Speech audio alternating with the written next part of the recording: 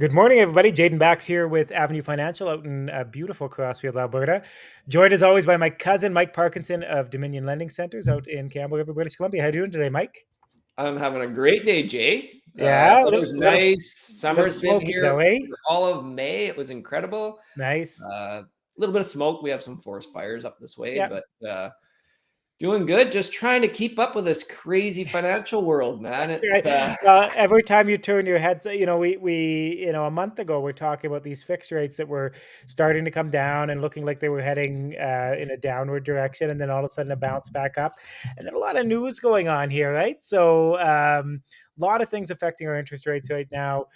The American government made a deal on their debt ceiling, and so they'll be able to actually pay their employees and the people that they need to pay. Big cuts there, so we'll see how that filters through the market. But you know what? It's funny. We talk about being careful with the mainstream media, and all I've been reading the last couple of days is that first quarter GDP was higher than anticipated. Really going to be pushing Macklin to bump up rates again. What are your thoughts on that? Are we going to see a rate hike next? I guess it'll be next week now. no. How's that? I don't believe there will be, and I know, and I think they've overdone it already, Jay. We've talked about this, and I think they know that they Yeah, they just want to see.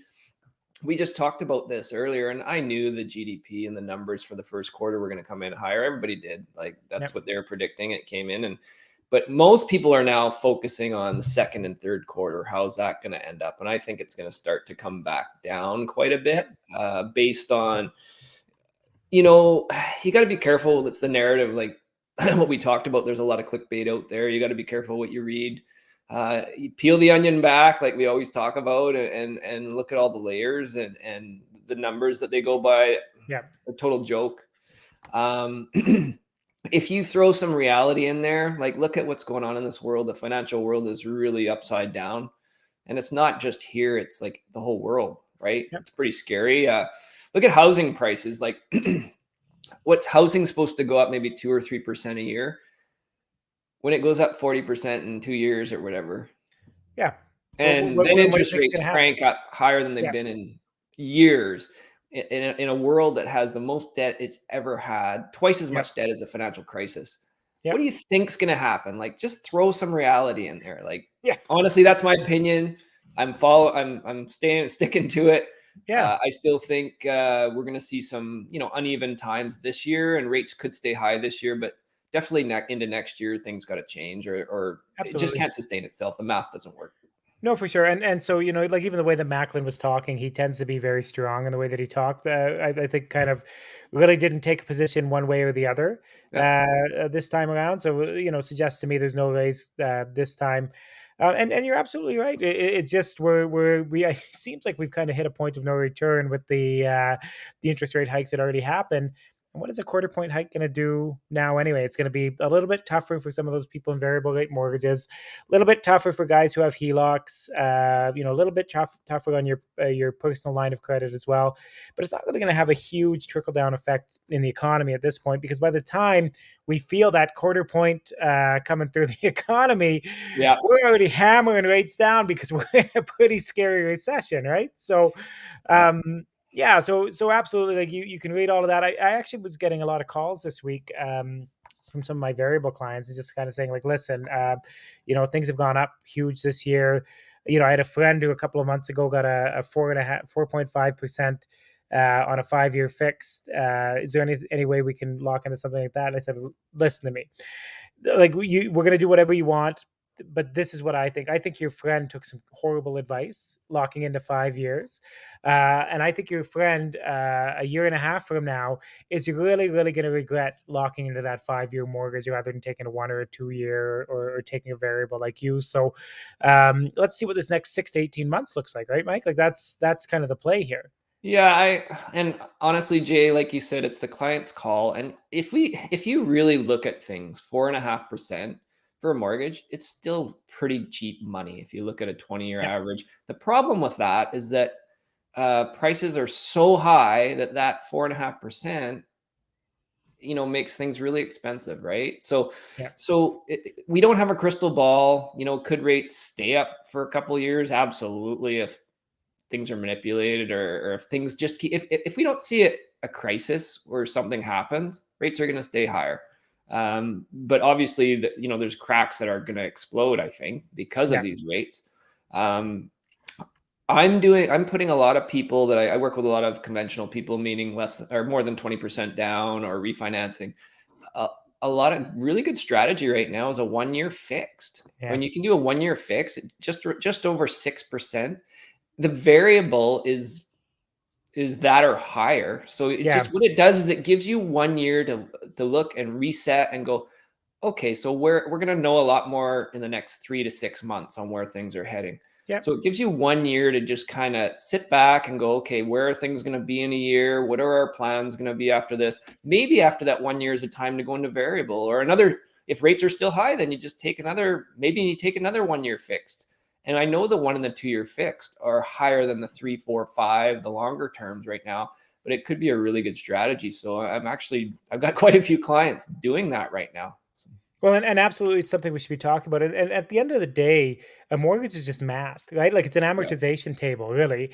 And Yeah. so, one of the things that both you and I are happy to do for clients is show them, okay, so you lock in at that. What would a 1 year fix it in conventionally would be 6.1, somewhere around there. Yeah, you can get It's anywhere from like 604 to 614 range, somewhere in there. Yeah. So let's say we would show, okay, you get your 614 for 1 year, and this is what your payments would be, and then you lock into let's say 1 year from now you lock into a 325, and you do that for the next 4 years versus that, what it would it be now, 504 on the conventional side, right? So versus having that for the next 5 years, what does that look like? Okay, well maybe rates. So we're happy to play out those scenarios for you. The the the the reality is that if you lock into that 604 and we see it go down closer to the 3.5%, that's where I would say kind of an average conventional mortgage would be in a normal market, right? And so if you go back to that and we plug those numbers in, that 1 year at 604 or 614 is gonna beat that lower 504 every single day, every day of the week, all the time.